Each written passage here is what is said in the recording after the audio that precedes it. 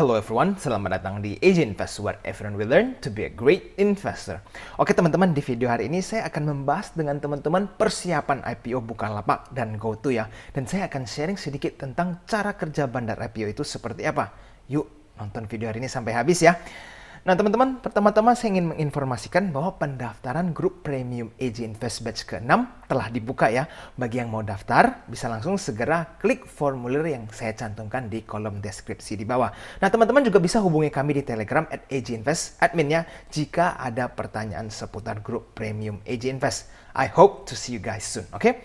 Dan bagi teman-teman yang ingin mencoba untuk mengakses eksklusif konten AJ Invest, bisa melalui traktir.id/AJInvest, di mana di situ teman-teman bisa konsultasi porto atau request watchlist saham atau kopi saham ataupun merequest stock screener AJ Invest, oke? Dan jangan lupa untuk cek Instagram kami di ajinvest.official. Yuk langsung kita mulai video hari ini. Nah teman-teman, saya pertama-tama ingin mulai melakukan quick update dulu ya dari IHSG. Kita melihat di tanggal Juni 25, IHSG itu bergerak sideways ya, 0,17%. Sempat rally sih di pertengahan, midway, lalu akhirnya terjadi koreksi juga. Dan di saat penutupan pasar, IHSG ini berada di 6022. Kita sekarang lihat pergerakan asingnya seperti apa. Dari segi foreign buy dan foreign sell, di kisaran 2 triliunan ya. Ini menunjukkan bahwa tidak ada volume yang cukup besar oleh asing, dan kita lihat net foreign buy-nya juga berada di kisaran 44 miliar, sehingga kita tidak melihat asing secara agresif membeli IHSG. Oke. Nah, sekarang saya ingin mengingatkan kepada teman-teman saya untuk tidak melakukan agresif buying di IHSG. Kenapa? Karena kita tahu ya sekarang kita lagi dilanda COVID, dan bahkan angka COVID itu all time high, sehingga ada kekhawatiran nih.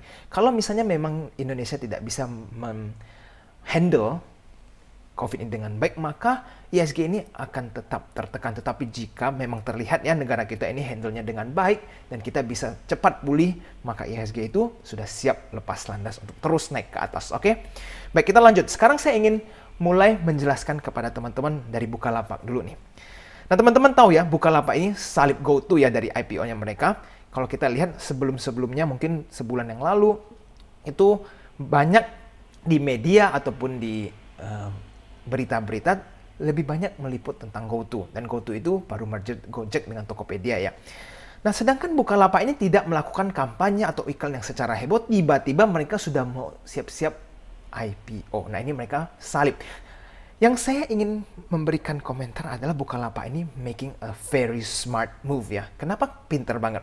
Pertama-tama saya ingin men-sharing kepada teman-teman dulu ya. Dana IPO yang mereka incar ini, Bukalapak ini 11,2 triliun loh ya. Sangat besar.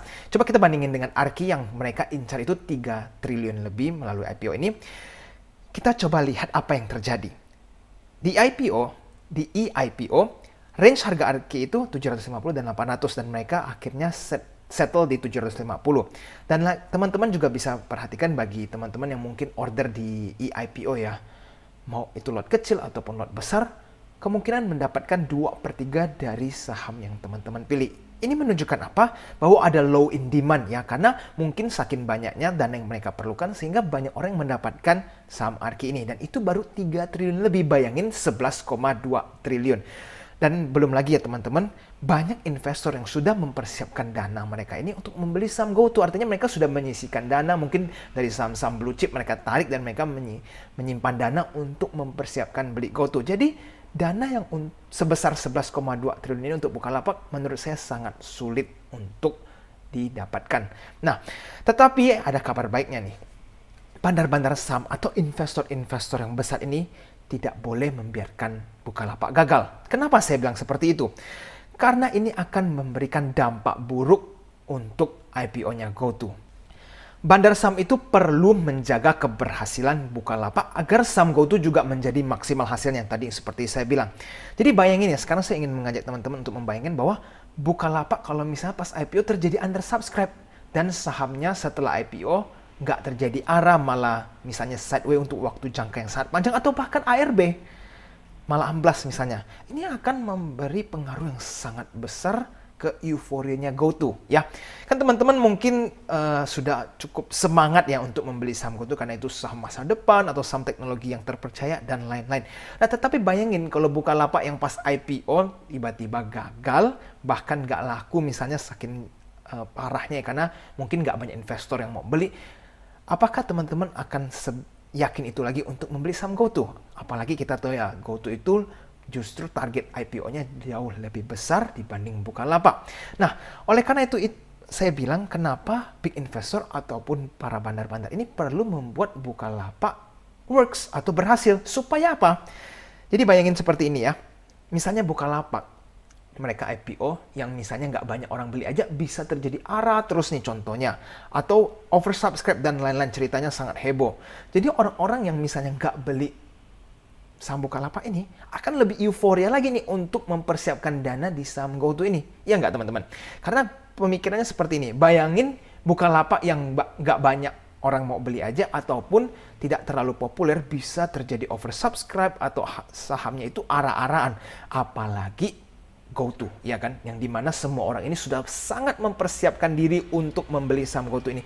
Itu kenapa saya bilang bahwa mereka bandar-bandar saham ini harusnya make it works di Bukalapak. Ya, mereka harus membuat saham IPO Bukalapak ini berhasil. Nah, sekarang kita kembali. Saya akan men-sharing bagaimana cara kerja bandar-bandar IPO. Ya, retail ini sebenarnya always lose ya teman-teman. Kita harus tahu kita kalau misalnya pemain retail selalu akan kalah dan selalu disadvantage. Nah, bandar IPO ini mereka kalau mereka ini tahu komposisi saham yang dimiliki oleh retail ya. Jadi retail versus fund manager, mereka ini tahu komposisinya apakah lebih banyak retail yang pegang atau lebih banyak fund manager yang pegang. Karena pihak underwriter itu pada tahu dong laku atau tidaknya dan seberapa besar demand-demandnya untuk saham IPO yang mereka sharingkan kan. Toh mereka yang mendistribusikan IPO tersebut. Nah, sekarang saya akan men-sharing ada beberapa skenario ya. Jadi underwriter ini bisa distribusikan saham-saham IPO ini dan ada beberapa case yang mungkin terjadi teman-teman. Jadi pertama ada bandar yang pegang mayoritas sahamnya. Contoh misalnya IPO dari 100% ini dipegang lebih banyak bandar.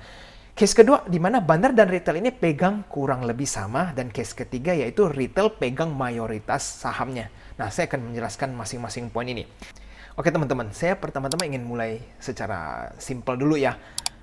Menjelaskan tentang tujuan IPO. IPO itu kan perusahaan yang mengkontak nanti underwriter atau sekuritas-sekuritas untuk membantu mereka mendistribusikan saham mereka. Nah, lalu underwriter ini harus memastikan bahwa saham-sahamnya itu terjual habis dong, ya kan?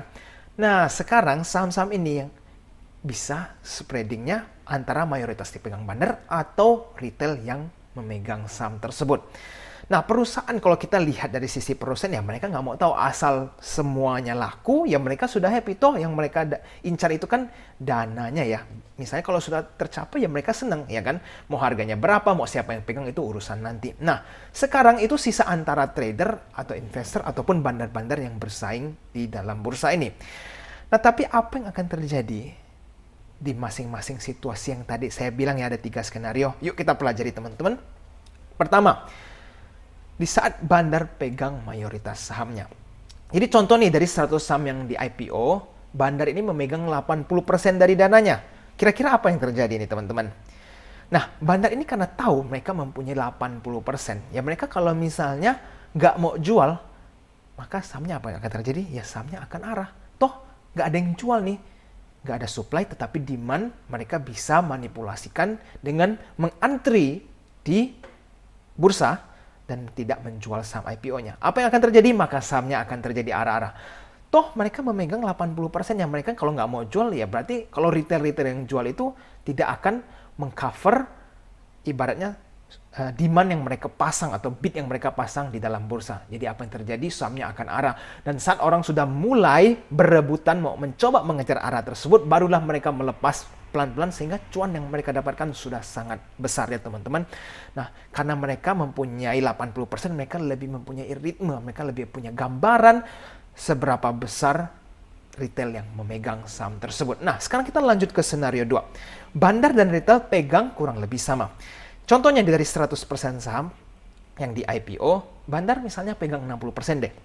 Sekarang apa yang akan terjadi? Nah, kemungkinan misalnya kalau di hari pertama sahamnya arah, ini akan kembali lagi tergantung retail dari 40% retail tersebut. Jika misalnya 40% saham tersebut yang dipegang retail, mereka juga nggak mau jual, mereka tahan nih, mereka hold, maka retail-retail lainnya yang tidak mempunyai saham tersebut, yang membelinya itu membuat sahamnya akan menjadi arah ya.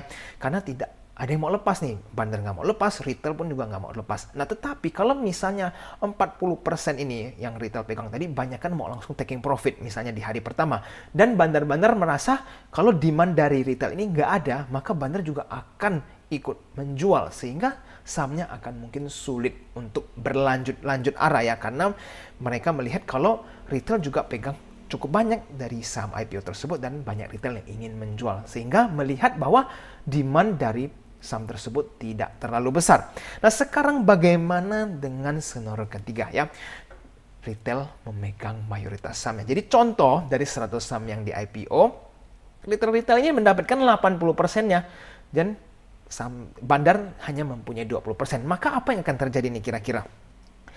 Nah, kalau misalnya retail yang pegang ada dua kemungkinan. Pertama, retail yang pegang misalnya banyakkan investor. Mereka yang misalnya beli saham IPO dan lock dana ya, berarti mereka nggak bisa jual, mereka memang untuk jangka panjang, maka sahamnya kemungkinan akan bisa tetap arah-arahan. Kenapa? Karena nggak dijual sahamnya. Investor yang pegang, mereka keep for long term, sehingga kalau trader jual pun tidak berpengaruh besar. Tetapi kalau misalnya yang udah 80% trader yang pegang, tetapi yang pegang ini adalah trader short term, maka kemungkinan besar sahamnya akan amblas. Kenapa? Karena trader itu apa mereka mau? Mereka ingin cepat kaya kan? Mereka ingin cepat ada result. Kalau misalnya sahamnya udah terlihat arah 25%, itu mereka cepat-cepat ingin taking profit di hari pertama.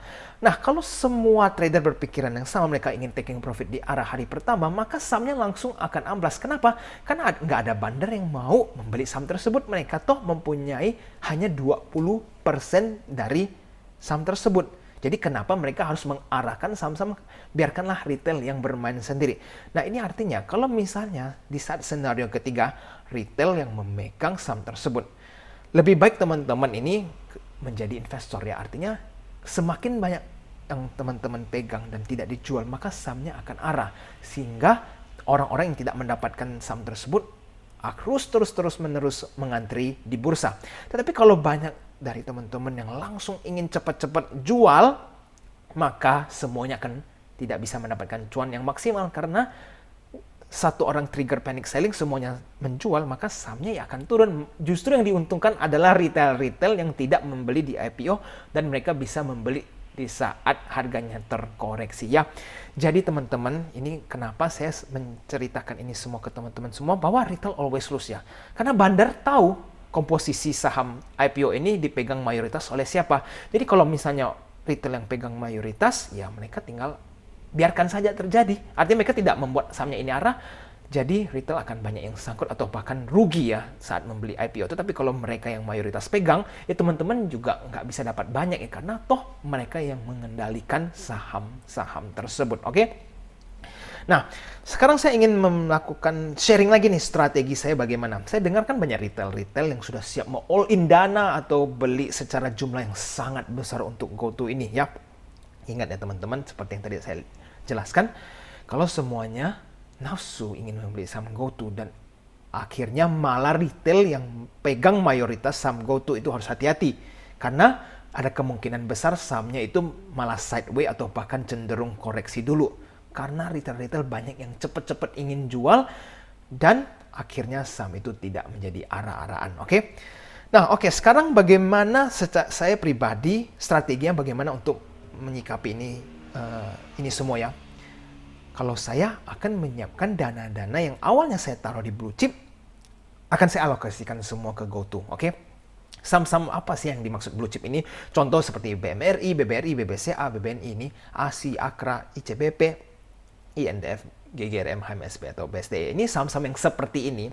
Saya tidak memiliki semua saham ini, tetapi yang saya maksud adalah jika teman-teman mempunyai saham-saham seperti blue chip ini, pergerakan mereka ini mungkin akan sangat slow ya. Walaupun misalnya 1 tahun atau 2 tahun atau bahkan 3 tahun ke depan, mungkin saja sahamnya akan tetap naik ke atas atau rally, tetapi saya cukup yakin bahwa pergerakan saham mereka ini tidak akan seagresif growth-nya saham GoTo ya. Sehingga kalau memang teman-teman bisa pertimbangkan untuk pindahin dana blue chip ke saham GoTo, itu mungkin adalah pilihan yang cukup baik. Nah, ini saya hanya ingin men-sharing strategi saya. Kalau saya ya misalnya saya taruh awalnya di BBRI, BMRI, BBNI dan BBCA ini, saya akan pindahin ke GoTo semua. Karena GoTo juga ya mereka akan berkembang terus-menerus. Ini bukan saham kosong atau saham gorengan ya. Ini saham yang jelas dan kita lihat bahwa growth-nya itu terus bertambah. Jadi tidak ada salahnya untuk masukkan yang blue chip ini dananya ke dalam saham GoTo dan dibiarkan dalam jangka waktu panjang. Oke? Kalau saya sih mungkin akan hold sekitar 10 sampai 20 tahun ke depan. Nah, kenapa sepanjang itu? Yuk kita lihat grafik ini. Coba teman-teman lihat ya, ini adalah grafik Netflix dan Amazon di mana saya coba informasikan kepada teman-teman. So, Netflix itu pas IPO awalnya di bawah $2, begitu juga dengan Amazon. Di bawah $2. Bayangin mereka simpan 20 tahun, dana mereka sekarang ada berapa? Ya, dari yang di bawah $2 sekarang ada 527 Netflix ya. Amazon dari di bawah $2 menjadi 3.400. Bayangin dalam waktu 20 tahun teman-teman duitnya berganda-ganda ya. Jadi bisa saja orang-orang ini cuan di pertengahan kalau buy sell ya. Tapi kalau teman-teman keep terus dan saat nanti sahamnya tiba-tiba terjadi exponential growth ya, itu pas teman-teman taking profit itu akan sangat terasa sekali berapa banyak yang teman-teman dapatkan ya. Oke?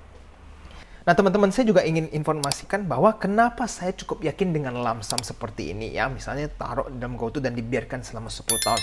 Karena 10 atau 20 tahun ke depan jika GoTo tetap terus berkembang dengan kinerja mereka yang sekarang, maka GoTo akan menjadi opsi bagi lebih banyak orang lagi nih untuk tabung di saham yang misalnya orang teman-teman tahu dollar cost averaging ya, dimana orang mungkin di masa depan 5 tahun ke depan ini kalau mau pilih saham ya mungkin pilih saham GoTo untuk ditabung ya.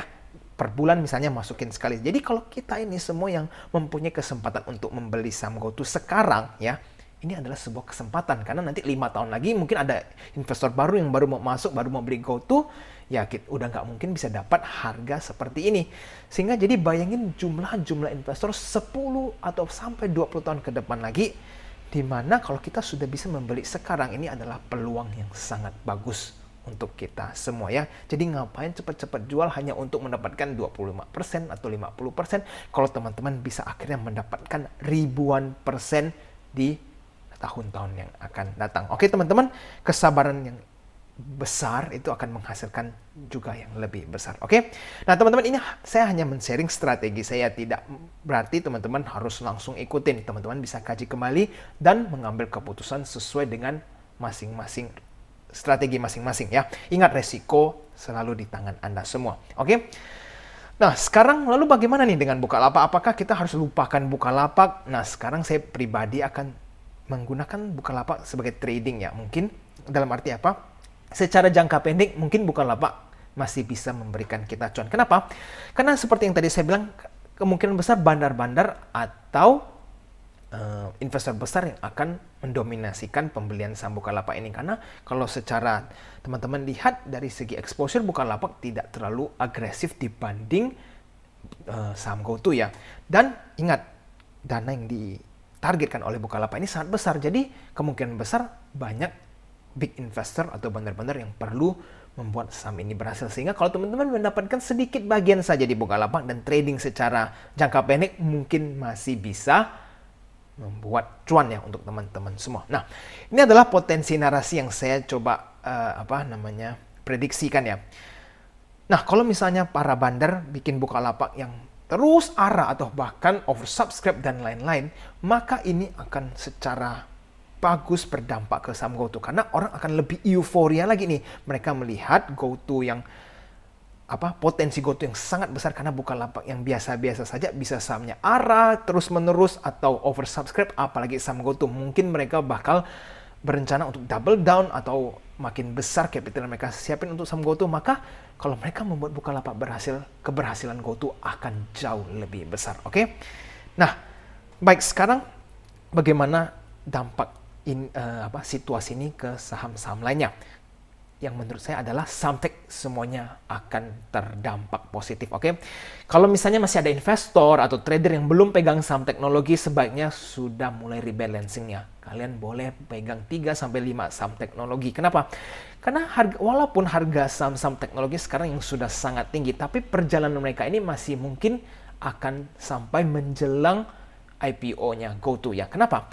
Karena sekarang kan banyak sekali sektor yang mungkin teknologi belum dikenal banyak orang karena masih takut-takut. Tetapi GoTo ini memang mempersiapkan sektor teknologi maju di Indonesia ya. Sehingga kita lihat mulai dari beberapa minggu atau bulan yang lalu, sektor teknologi ini terus naik. Memang bandar gorengnya dengan sangat luar biasa ya. Nah, tetapi apakah sudah akan berhenti di sini? Menurut saya tidak. Nanti mungkin akan berhentinya saat GoTo sudah mau IPO. Kenapa? Karena dana-dana yang mereka profit dari saham-saham teknologi ini sebagian akan mereka pindahkan ke saham GoTo ini ya. Toh big investor juga mau cuan kok. Kenapa mereka tidak memilih saham GoTo ini? Nah, jadi teman-teman kalau yang belum punya ingat ya, bisa consider untuk membeli saham-saham teknologi. Bagi kalian yang tidak tahu mau pilih saham apa, bisa nonton video-video saya sebelumnya. Saya ada membahas banyak tentang saham-saham teknologi, oke? Nah, selain saham teknologi ada apa lagi yang bisa kita pilih, yaitu bank digital ya. Bank digital ini perlu teman-teman perhatikan sekali karena mereka lagi musim-musimnya digoreng. Tetapi ingat, kalau untuk bank digital ini tidak untuk jangka panjang ya. Jika teman-teman merasa sudah ride the wave, mendapatkan arah atau 2 kali atau 3 kali arah, maka teman-teman sudah boleh profit taking, oke? Nah, contohnya agro. Agro ini menurut saya mungkin masih bisa rally ya. Di tanggal 25 Juni, transaksi agro ini sangat tebal dan diakumulasi oleh bandar-bandar. Yuk kita lihat grafik. Di tanggal 25 Juni, agro ini terjadi kenaikan cukup fantastis ya. Sebenarnya beberapa hari terakhir, agro mantul dan naik terus, oke? Kalau kita lihat dari sisi teknikal ya, ini cuma sekilas sedikit.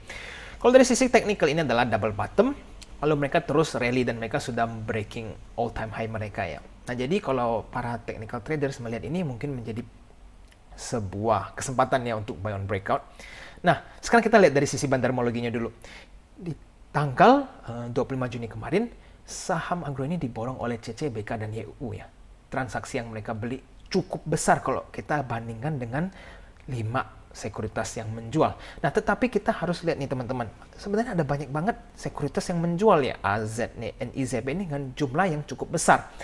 Jadi, artinya apa? Mungkin ada beberapa bandar juga yang mulai profit taking. Tetapi, kalau kita lihat secara bigger picture, saham ini didominasikan oleh bandar. Artinya waktu sahamnya rally menembus breaking all time high mereka, ada 3 big broker CCBK dan YU ini memborong saham agro ini. Sehingga membuat agro ini cukup menarik untuk tetap diperhatikan ya teman-teman.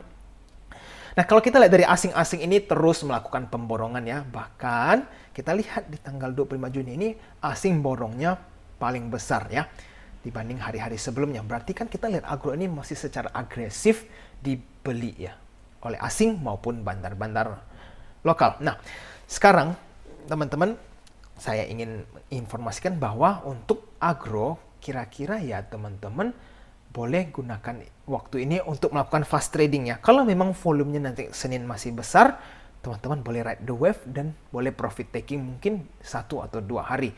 Nah, ingat banyak saham bank digital contoh seperti BBHI itu naiknya juga luar biasa sekali. Nah, apakah agro bisa mengikuti? Bisa-bisa saja. Selalu perhatikan pergerakan bandar. Jadi kalau misalnya nih, contoh, kita lihat ya, asing masih terus membeli nih hari Senin, ataupun bandar-bandar masih melanjut akumulasi secara agresif yang justru malah profit taking adalah retail-retail, maka agro akan masih bisa berlanjut untuk rally ke atas ya teman-teman. Kenapa? Karena nanti ini retail-retail yang profit taking ini kalau lihat sahamnya naik terus, mereka akan tergoda untuk masuk kembali ke agro.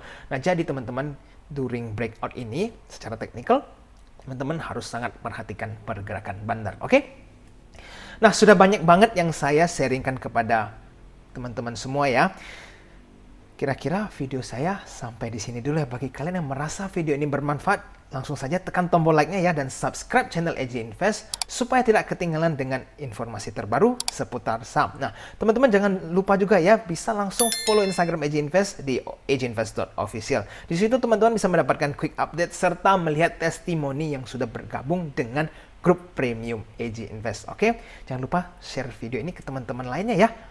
Sampai jumpa di video selanjutnya. I'll see you again next time. Bye-bye.